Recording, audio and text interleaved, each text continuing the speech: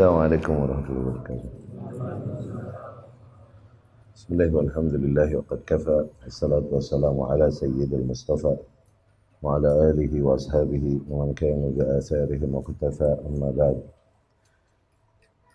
Bab khamis wa sittun, bab yang ke 65. Qala al-muallif rahimahullah, al-imam al-muallif rahimahullah berkata, wal imanu bi anna Rasulullah sallallahu alaihi wasallam hina kallama ahlal qalib yawma badr ay al-musyrikin kanu yasma'una kalama. Dan juga mengimani bahwasanya Rasulullah sallallahu alaihi wasallam ketika ia berbicara kepada para ahlul qalib. Ahlul qalib yakni casualties, korban-korban yang mati dari kaum musyrikin di perang Badar, dan kemudian dikumpulkan jasad mereka dan kemudian dikuburkan kan. Nah, Rasul berbicara kepada mereka. Nah, kita mengimani bahwasanya mereka mendengar kalam Rasulullah sallallahu alaihi wasallam. Ya. Syarah. Ar-Rasulullah mu'jizat. Rasul sallallahu alaihi wasallam punya bentuk banyak mu'jizat. Ya, wal mu'jizah hiya al-amr al-khaliq lil 'adah wa laysa lil insani fiha 'amal. Mu'jizat adalah sesuatu yang luar biasa, yang spektakuler, di luar kebiasaan berjalannya alam semesta, ya. Yang tidak ada peranan manusia di situ, ya. Innama hiya min khalqillah. Itu semua adalah ciptaan Allah Subhanahu wa taala. Wa qalu, Allah berfirman, wa qalu laula unzila alaihi ayatun min rabbih qul innamal ayatu 'indallah, ya. Di mana kaum musyrikin juga dulu ketika datang kepada mereka para nabi selalu menantangnya, coba hadirkan mukjizat. Mana mukjizatnya apabila nabi? Mana mukjizatnya apabila rasul, ya. Namun Rasul pun mengatakan kepada mereka, diperintahkan Rasul untuk mengatakan kepada mereka bahwasanya mukjizat ini pada dasarnya bukan kuasa para nabi dan Rasul, itu datang dari Allah Subhanahu wa taala, ya. Enggak bisa Rasul sallallahu alaihi wasallam sengaja melakukan sesuatu yang luar biasa, enggak bisa. Ini semua keputusan Allah Subhanahu wa taala, ya. Demikian juga karamah yang terjadi kepada para orang-orang saleh. Itu bukan skill yang dia bisa lakukan, lah. Itu dari Allah Subhanahu wa taala. Kayak syafaat. Ya. Rasul bisa memberi syafaat? Bisa, tapi dengan seizin Allah. Allah enggak izinin, enggak laku juga syafaat Rasul. Sebagaimana man dzalladzi yashfa'u 'indahu illa bi'idznih. Maka ya kan, siapa yang dapat memberikan syafaat di sisi Allah kecuali hanya dengan izin Allah. Makanya ketika memberikan syafaat, meminta ampunan buat amiknya, buat Abu Talib, tertolak. Kenapa? Karena Allah tidak mengizinkan syafaat bagi man mat ala syirk, yang mati di atas kesyirikan, ya. Demikian pula mukjizat. Kalaupun Rasul sallallahu alaihi wasallam, para nabi, para rasul punya mukjizat, apakah anytime mereka bisa datangkan hal itu? La. Hanya dengan seizin Allah Subhanahu wa taala. Tidaklah pada masanya Musa alaihi salam setiap kali ke laut digetok-getok tongkatnya terus terbelah laut. Enggak begitu. Oke? Atau dia pukul-pukul batu keluar mata air 12. Lah, enggak begitu. Enggak juga Rasul sallallahu alaihi wasallam setiap melihat bulan cek belah. Terus lihat lagi, oh baru setengah. Coba bagi 4. Enggak juga begitu. Lah. Ya, ini semua ada kuasanya pada Allah Subhanahu wa taala, ya. Yaqtarihuna 'ala Rasul ay ya'ti bi ayatin min 'indihi tadullu 'ala risalatihi kama yaqulun. Nah, mereka menantang Rasul sallallahu alaihi wasallam untuk mendatangkan tanda-tanda kebesaran atau mukjizat demikian yang menegaskan kebenaran risalah, misi yang dia sampaikan, ya. Wal ayatu 'indallah, padahal tanda-tanda kebesaran demikian kuasanya ada pada Allah. Ar-Rasul ma ya'ti bi ayah illa min Allah azza wa jalla. Rasul sallallahu alaihi wasallam dan demikian juga para rasul tidaklah datang membawakan tanda-tanda kebesaran demikian kecuali dari Allah Subhanahu wa taala. Allah berfirman, "Qul innamal ayatu 'indallah, fa huwa alladhi yudhhirul mu'jizat." Maka Allah lah Subhanahu wa taala yang menampakkan mukjizat pada dasarnya. Wa yujriha 'ala aidi rusulihi litasdiqihim, dan Allah jadikan mukjizat-mukjizat demikian pada tangan para utusan-utusannya untuk apa? Menegaskan kebenaran mereka agar para manusia yang menghadapinya mengimani kabar yang disampaikannya. Wa min dzalik al-mayyit law takallamahu la yasma'u wa la yadri madza taqul. Demikian di antara bentuk mukjizat Rasul sallallahu alaihi wasallam. Mayit, hukum alam biasanya di alam, kalau kita berbicara kepada mayit, mayit tak akan mendengar. Oke? Dia tak akan mendengarnya, ya. Lakin Rasul, tapi pada kasus Rasul sallallahu alaihi wasallam ini, kallama qatla Badr, ketika Rasul sallallahu alaihi wasallam berbicara kepada para korban-korban yang mati di perang Badr, yakni min Quraisy, dari golongan Quraisy, dari golongan kaum musyrikin. Alladzina adzauhu wa adzawul muslimina fi Makkah. Orang-orang yang terkenal begitu memusuhi Islam dan banyak menyakiti Rasul dan kaum muslimin, ya. Takabbaru 'alal iman wa 'asaw wa tajabbaru, di mana mereka sombong, tidak mau menerima keimanan, kemudian mengingkari, dan kemudian tajabbaru 'ala Rasul sallallahu alaihi wasallam, menindas Rasul sallallahu alaihi wasallam, wa akhrajuhu, bahkan sampai mengusirnya. Wa akhraju ashabahu wa adzauhum, demikian mengusir para sahabatnya dan menyakiti mereka. Amkanallahu minhum fi badrin faqutilu. Nah, Allah Subhanahu wa taala menaklukkan mereka di perang Badar dan sehingga mereka terbunuh, ya. Wa qutilat sanadiduhum wa akabiruhum Syaibah bin Rabi'ah, Utbah bin Rabi'ah, Abu Jahal bin Hisham, adad kabir. Terbunuh pula tokoh-tokoh pembesar para kaum musyrikin, ya. Syaibah bin Rabi'ah, Utbah bin Rabi'ah, Abu Jahal bin Hisham, dan lain-lain. Adad kabir min akabir Quraisy, ya.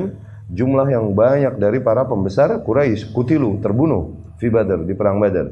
Tsumma amara bihim Nabi sallallahu alaihi wasallam fa ulqu fi qalib min abar Badr. Kemudian Nabi pun memerintahkan agar jasad-jasad kaum Quraisy ini dilemparkan ke sebuah lubang di antara sungai-sungai yang ada di di antara tanah-tanah yang ada di Badr, yakni dikubur di satu lubang, ya. Di antara tanah-tanah daratan yang ada di daerah Badr.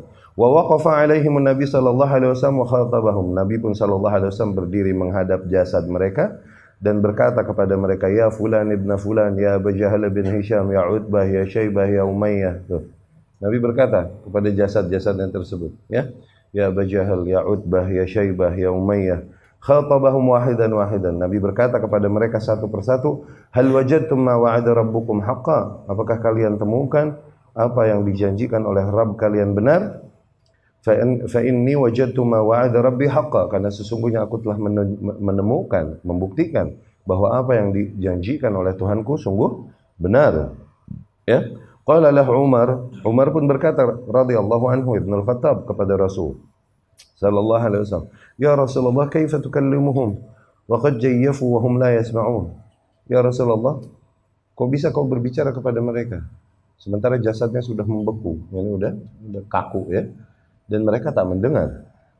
Rasul berkata, ma antum bi asma' lima aqulu minhum lakinnahum la yantiqun aw la yatakallamun. Sungguh tidaklah kalian lebih dapat mendengar apa yang aku katakan daripada mereka. Tidaklah kalian yang masih pada hidup lebih dapat mendengar yang aku katakan daripada jasad-jasad ini. Ini sama, dapat mendengar, ya. Tapi mereka nggak bisa ngomong balik, nggak bisa balas, ya.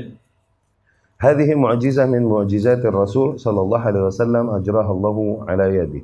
Ini adalah di antara mu'jizat dari mu'jizat Rasul sallallahu alaihi wasallam yang Allah jadikan pada Rasul sallallahu alaihi wasallam, ya. Nah, di antara usul keimanan Ahlus Sunnah mengimani mu'jizat. Nah, sebagaimana selalu kita katakan, dimasukkan satu poin di antara bab-bab usul, berarti di situ ada penyimpangan, ya. Muncul sebuah kaum yang menolak adanya mu'jizat dan karamah demikian, buat mereka ini nggak masuk akal, gitu. Berbeda dengan Ahlus Sunnah, kita mengimani hal ini, ya. Mu'jizat itu bahkan ada dari zaman-zaman sebelumnya. Setiap kaum ketika didatangi Nabi atau Rasul, setiap kamu ketika didatangi Nabi atau Rasul, mereka pasti akan meminta bukti kebenaran Nabi atau Rasul ini dengan apa? Dengan minta mu'jizat. Tapi seringkali udah dibawain mu'jizat juga masih membangkang. Tapi di antara mereka ketika dibawakan mu'jizat beriman memang. Sebagaimana kaumnya Nabi Saleh ketika mereka meminta Mukjizat, dikasihlah onta. Dikeluarkan onta dari gunung batu. Maksudnya tuh, mukjizat. Ya kan? Ya, sesuatu yang di luar kebiasaan alam semesta. Ya kan? Baru dibilang naqatallahi wa suqyaha fakadzabuhu faqaruha. Ini ontanya Allah, jaga baik-baik, pelihara baik-baik. Nah, bukannya nabinya diimani, malah apa? Diingkari nabinya, ontanya bukan dijaga baik-baik, malah disembeli. Itulah kurang ajar kaum terdahulu. Lihat, udah dibawakan mukjizat pun seringkali tetap ya hati mereka tidak beriman. Ya. Mukjizat pada dasarnya dinamai mukjizat artinya melemahkan, dalam artian mematikan musuh sehingga dia tidak bisa melakukan apa-apa lagi. Itu ajaza yu'jizu, melemahkan artinya. Oke? Okay? Fungsinya mukjizat seolah-olah memojokkan manusia sampai titik di pojok banget dan gak ada pilihan lain buat mereka kecuali mesti bilang beriman. Mesti beriman, menerima kabar yang dibawakan Rasul tersebut. Seolah-olah mukjizat ini bilang sama manusia bahwasanya benar Rasul ini adalah utusan dari Allah Subhanahu wa taala. Tuh fungsi mukjizat seolah-olah bilang begitu kepada manusia. Naruh manusia di pojok. Jangan, nggak ada pilihan lain kecuali harus beriman. Itu fungsi mukjizat itu pada dasarnya. Ya. Terjadi pada Rasul sallallahu alaihi wasallam juga yang terjadi kepada para nabi-nabi terdahulu, ya. Mukjizat yang sifatnya hissi. Hissi ini dapat kelihatan mata, ya. Mukjizat yang ada pada Rasul sallallahu alaihi wasallam di antaranya adalah Al-Qur'anul Karim, juga di antara bentuk mukjizatnya. Satu-satunya kitab yang masih bertahan dan enggak berubah. Ya. Dan kemudian juga banyak yang ilmu pengetahuan yang terkandung di dalam Al-Qur'anul Karim yang baru diketahui manusia jauh berabad-abad setelah zaman Rasul sallallahu alaihi wasallam. Demikian pula pada sunnah nabawiyah. Dikarenakan apa? Wahyu. Ya. Sunnah ini wahyu sebagaimana Al-Qur'an juga wahyu. Demikian yang diyakini ahlus sunnah. As-sunnah indana al-wahyu indana wahyan. Wahyu yang kita yakini dua wahyu. Wahyul kitab sama wahyu sunnah. Ya. Banyak mukjizat yang sifatnya scientific, ya, scientific. Ini dibilang min i'jazil Quran, di antara bentuk i'jaz al-ilmi, ya, bentuk mukjizat dari sisi saintis. Dan banyak sisi-sisi juga dari Al-Qur'an yang bentuk mukjizat, di antaranya adalah tingkat syair yang tingkat keindahan bahasa yang sangat tinggi, yang bahkan para penyair pada masa itu yang benar-benar sangat memahami syair, ketika mendengar susunan bahasa Qur'ani, mereka langsung dapat menangkap bahwasanya ini bukan syair, ini bukan bahasa manusia, ini terlalu indah dibilang bahasa manusia. Mereka yang punya chemistry itu menguasai syair dengan baik, ilmu syairnya, ilmu sastra bahasa Arabnya udah mentok, ketika mendengar susunan bahasa Qur'ani bisa menangkap itu. Ini too good, too beautiful, terlalu indah, terlalu baik untuk menjadi susunan bahasa manusia. Ini bukan bahasa manusia. Itu dari sisi sastranya memang begitu. Dan dari sisi ilmiah juga banyak terbukti, ya kan? Perkara-perkara ilmiah yang baru terbukti berabad-abad sepeninggal Rasul sallallahu alaihi wasallam dan telah dikabarkan keberadaannya baik di dalam Al-Qur'an atau di dalam sunnah Rasul sallallahu alaihi wasallam tentang proses penciptaan manusia, yang dimana manusia dulu semaju-majunya ilmu pengetahuannya nggak tahu mereka kok prosesnya bisa sedetail demikian diceritakan Allah Subhanahu wa ta'ala. Wa laqad khalaqnal insana min sulalah min tin thumma ja'alnahu nutfatan fi qararin makin thumma ja'alna nutfata 'alaqatan fa khalaqnal 'alaqata mudghatan fa khalaqnal mudghata 'idhaman fa kasawna al-'idhama lahma thumma ansha'nahu khalqan akhar fa tabarakallahu ahsanul khaliqin. Ya, sungguh telah kami ciptakan manusia dari rangkaian tanah liat. Kemudian kami jadikan liquid di dalam rahim. Kemudian liquid ini kami jadikan alaqah, gel kami jadikan mudghah.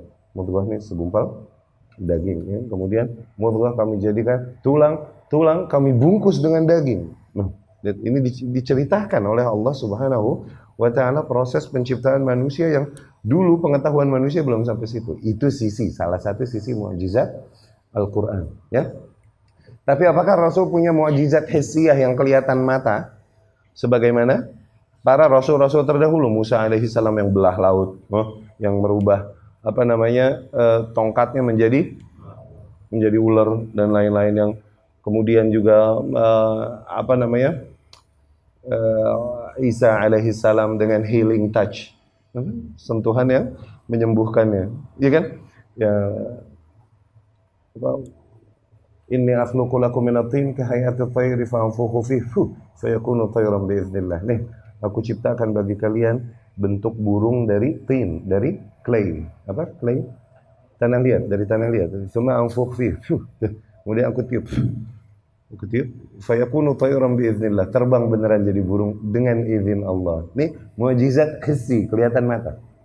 Wa ubriqul akmaha wal abras. Nih, aku dapat sembuhkan orang yang buta cacat dari lahir dengan sentuhannya, dan wal abros, dan orang yang lepra disembuhkan oleh Isa alaihissalam. Wa uhyil mauta biiznillah, dan aku bahkan menghidupkan kembali orang yang udah mati dengan izin Allah. Tuh lihat mukjizat yang kelihatan mata, mukjizat yang terjadi pada setiap zaman dibawakan Rasul pasti selalu sesuai dengan skill yang dikuasai kaum tersebut. Isa menghadapi kaum yang membanggakan diri dengan medik. Isa membawakan kasus seolah-olah medis, tapi para ahli medis tahu ini beyond medik. Ini di luar medis. Sejago-jagonya medis nggak bisa dulu nyembuhin orang buta cacat dari lahir, nggak bisa. Isa bisa. Nggak bisa menyembuhkan kasus lepra, nggak bisa. Dimumi dan kemudian disolasi di bukit-bukit, di gunung-gunung. Tapi Isa dengan healing touch yang bisa.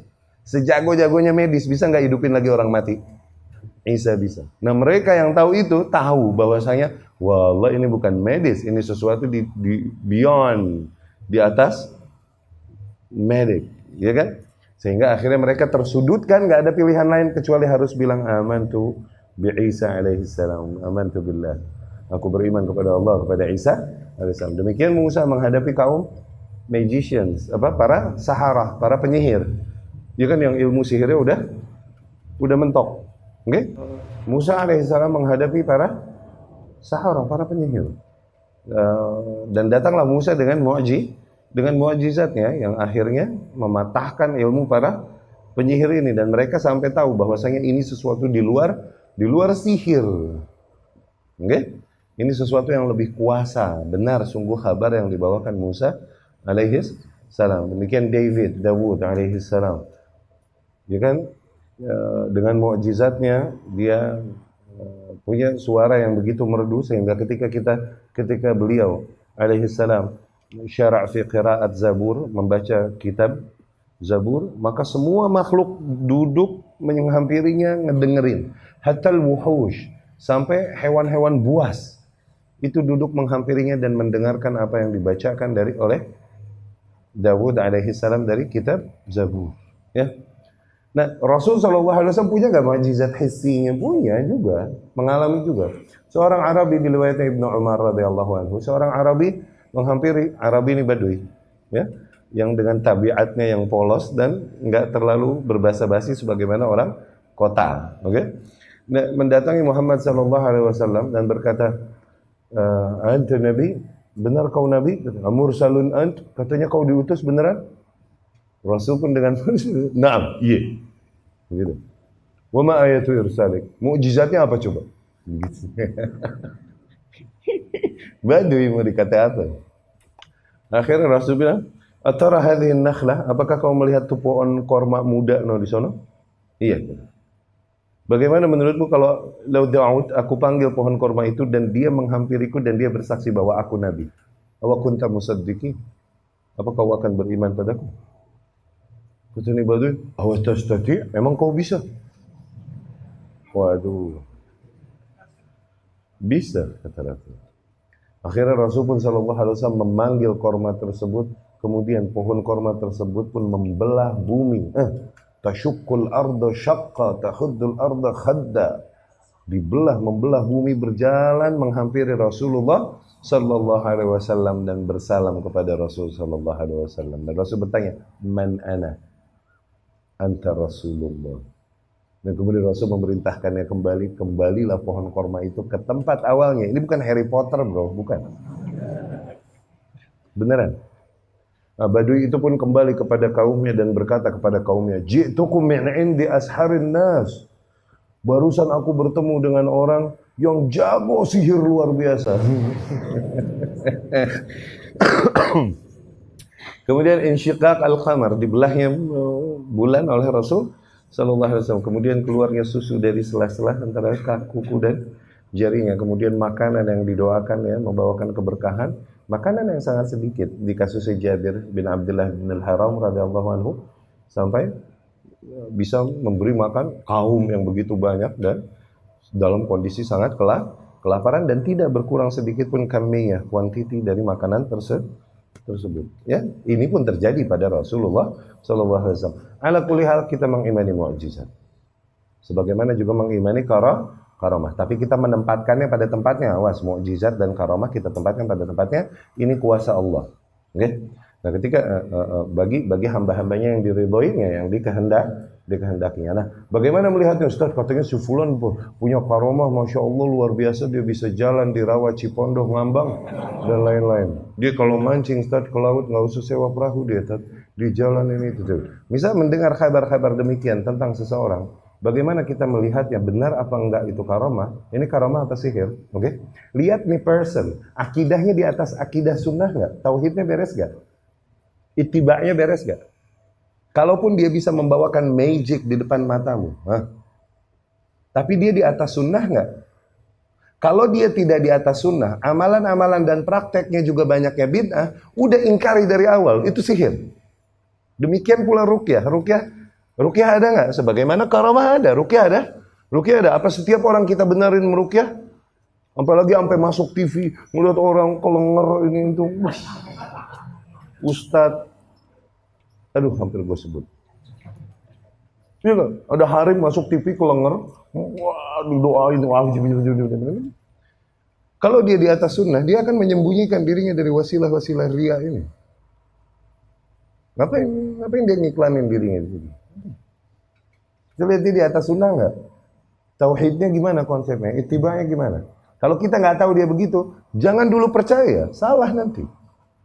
Mendingan tawakuf, nggak tahu, wallahu a'lam. Tapi kalau kita tahu dia hak di atas sunnah dan hadis, bagaimana terjadi karamah pada para sahabat radhiyallahu anhum, juga pada para tabi'in radhiyallahu anhum. Terjadi. Mereka di atas hak, di atas sunnah yang hak, itu karamah baru. Sekarang ahli syirik, ahli bid'ah, oke? Terbukti dia potong-potong tangannya pakai golok, nggak berdarah, dia bacok-bacok. Ente mau bilang itu karamah? Apa sihir?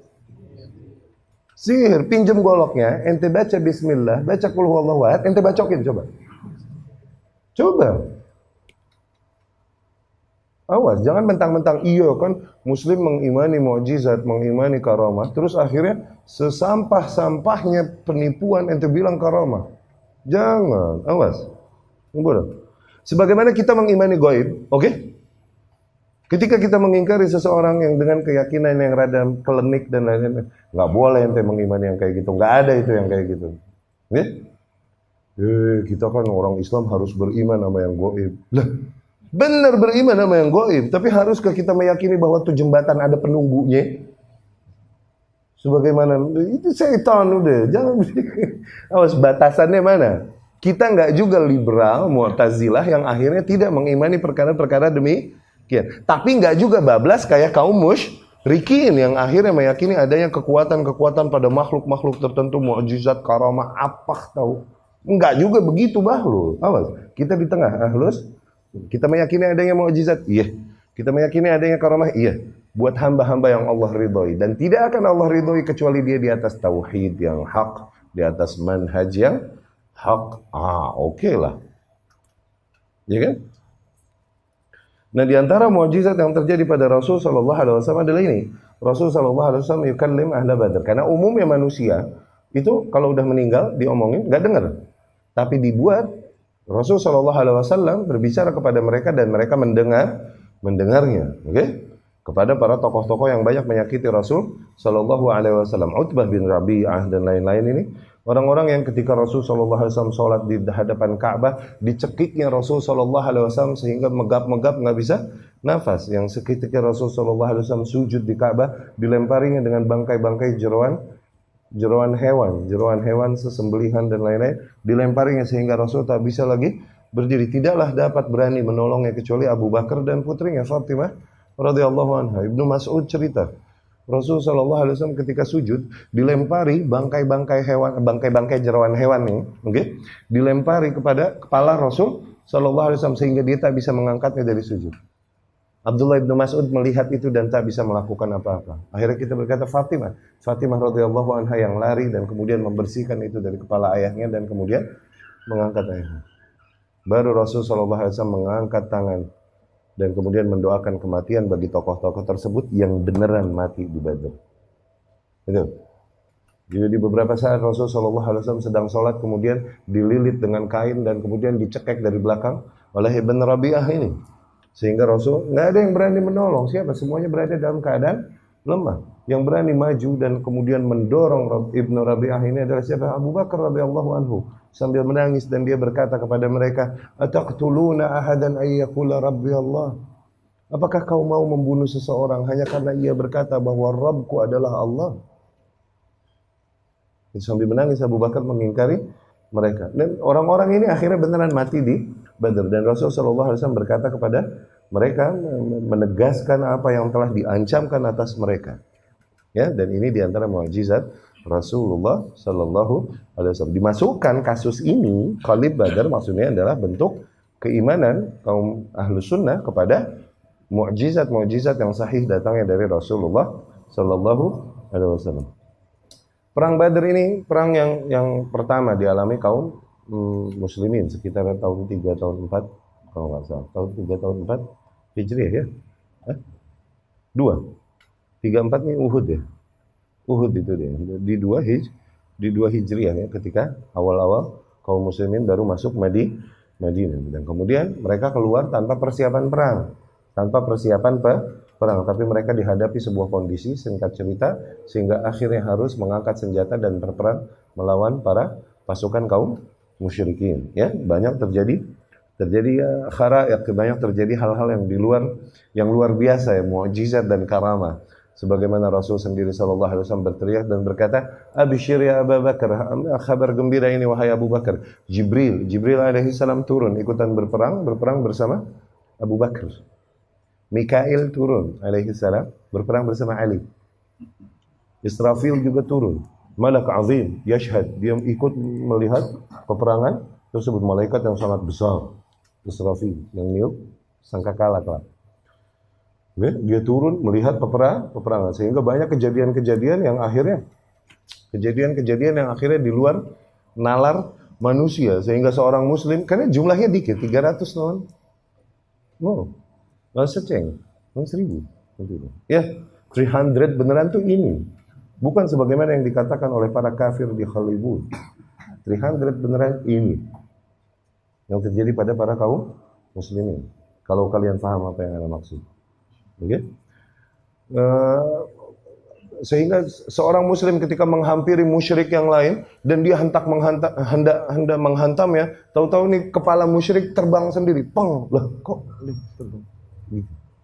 Mau hantam tahu-tahu buntung sendiri tangan di musyrik. Siapa yang hajar? Malaikat turun ikut berperang bersama kaum muslimin. Tahu-tahu mental nih musyrik dan berantakan badannya dihajar oleh malaikat. Bahkan Abbas sendiri radhiyallahu anhu waktu itu masih di barisan kaum musyrikin.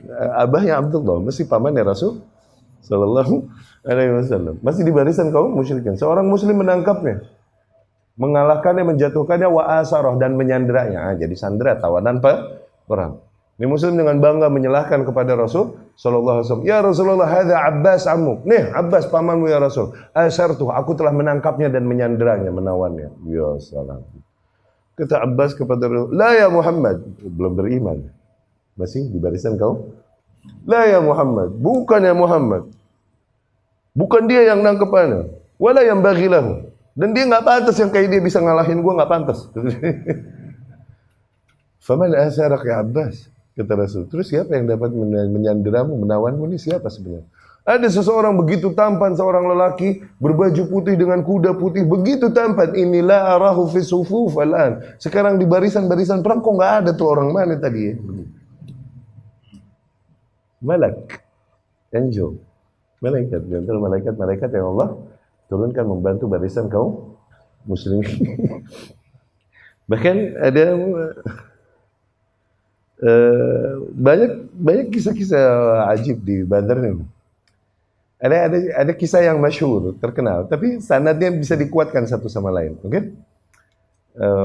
Beberapa jalur mursal, hadisnya ini terputus mursal, tapi beberapa jalur menguatkan akhirnya dan banyak diceritakan dan ada kekuatan cerita ini. Ada cerita tentang Sawad bin Huzaimah, radhiyallahu anhu.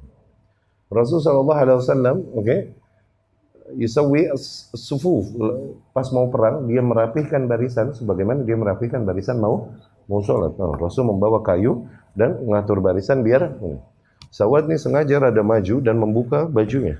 Dibuka bajunya tuh. Perutnya rada keluar. Kemudian Rasul pun menghampirinya sallallahu alaihi wasallam. Dipukul perutnya pakai kayu gitu, didorong suruh mundur masuk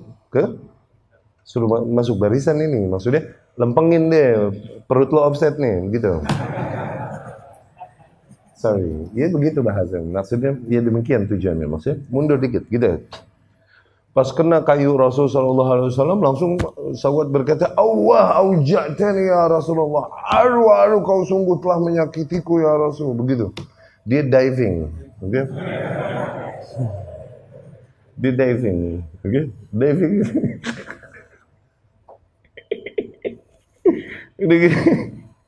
Akhirnya Rasul gitu, "Malak ya Sawad, kenapa kau? Auja'tani ya Rasulullah, sungguh kau telah menyakitiku ya Rasulullah." Dan kau mengajarkan keadilan dan hikmah kepada manusia. Ana aqtas minnak. Sekarang aku ingin menuntut keadilan darimu. Aku ingin membalasmu. Oh. Jadi Rasul memberikan kayunya padanya. Sahabat-sahabat yang lain tentunya gregetnya, Mas. Enggak, Rasul ini. Enggak, aku ingin aqtas minnak. Diberikan kayunya. Balas aku, kata Rasul. Ya Rasulullah, ini kuntu kasyifan an batni. Tadi perutannya kebuka, langsung kulit yang kehajar. Akhirnya Rasul yakshif batna. Rasul pun membuka kulit perutnya biar dipukul oleh Sawad. Falamman kasyaf, dan ketika terbuka kulit perut Rasul sallallahu alaihi wasallam,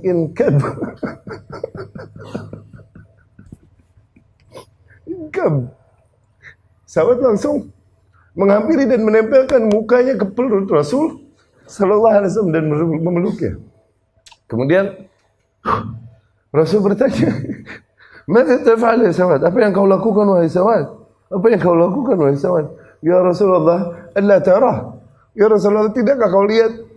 Ini 300 lawan seceng nih ya Rasul." Gitu. "Wa inni la arju syahadah." Demi Allah aku berharap aku mati syahid ya Rasul. Dan demi Allah sebelum syahid aku ingin agar kulitku bersentuhan dengan kulitmu. Qala al-muallif rahimahullah, al-imam al-muallif rahimahullah berkata, "Wal imanu bi anna ar-rajula idza marida ajarahu Allahu ala maradih." Dan kemudian mengimani bahwasanya seseorang apabila dia sakit, maka Allah akan mengganjarnya dari sakitnya tersebut. Allah akan mengganjarnya dari sakitnya tersebut, memberikan ganjaran baginya. Oke? Wa syahidu ya'juruhu Allahu ala syahadati. Sebagaimana seorang syahid yakni yang mati syahid, maka Allah akan mengganjarnya berangkat dari syahadah, dari kasus kematian syahidnya tersebut. Ya. Syekh Shalih Fauzan hafizahullah berkata, Allah la yadhi' ajral mu'minin. Sesungguhnya Allah la yudhi', tidak akan menyia-nyiakan, tidak akan melupakan pahala bagi orang-orang yang berbuat baik, yang beriman. Ya.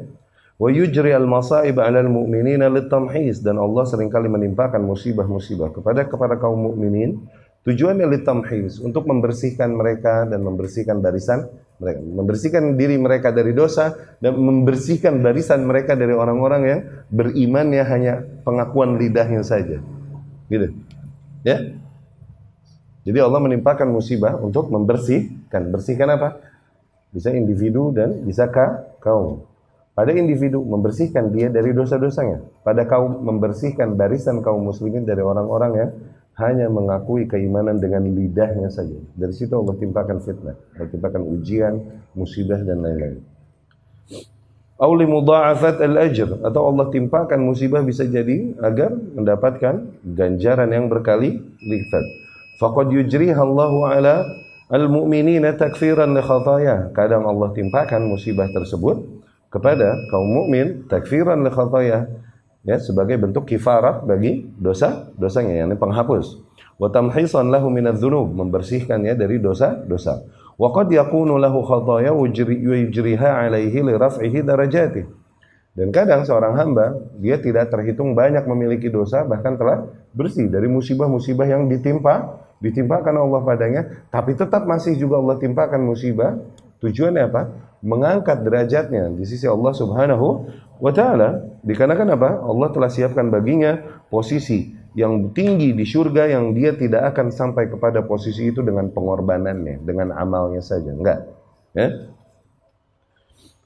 Fayabtalihi Allahu bil masa'ib hatta yudha'if lahu al-ajr. Maka Allah timpakan padanya musibah-musibah yang dengan itu Allah kali lipatkan baginya ganjarannya, fayablughu hadhil manzilah, sehingga layaklah ia sampai ke posisi tersebut. Fal mu'min ala khair, maka seorang mukmin senantiasa berada di dalam kebaikan, ya. Lihadza qala sallallahu alaihi wasallam, dari situ Rasulullah sallallahu alaihi wasallam berkata, ajaban li amril mu'min, mengagumkannya, ajibnya, mengagumkannya perkara seorang mukmin, inna amrahu kullahu lahu khair, semua kondisi ini mendatangkan kebaikan baginya. Semua kondisi ini baik dan menguntungkan baginya, ya. In asabathu sarra fasyakara, apabila ia mendapatkan kebahagiaan dia bersyukur, kana dzalika khairan lah, maka menjadi kebaikan baginya. Ini berlipat ganda pahalanya dan nikmat yang didapatkannya dengan bersyukur. Wa in asabathu dharra wa sabar, dan apabila ia tertimpa madarat dan kemudian dia bersabar darinya, kana dzalika khairan lah, akhirnya jadilah hal tersebut baik juga baginya. Wa laisa dzalika illa lil mu'min. Kondisi demikian tidaklah didapatkan kecuali oleh seorang yang memang benar beriman. Fal mu'min tusibuhul masaib wa hiya min salihihi. Ya, maka seorang mukmin akan menimpanya musibah, dan itu termasuk bentuk kesalehannya. Imma anallaha, demi masalahnya, demi maslahatnya, demi kebaikannya. Imma anallaha yukaffiru biha khataya, bisa jadi dengan itu Allah hapuskan dosa-dosanya. Wa imma anallaha yarfa'u biha darajati, atau entah dengan itu Allah mengangkat derajatnya. Ya. Di pertemuan yang akan datang kita bahas tentang nilai syahidnya.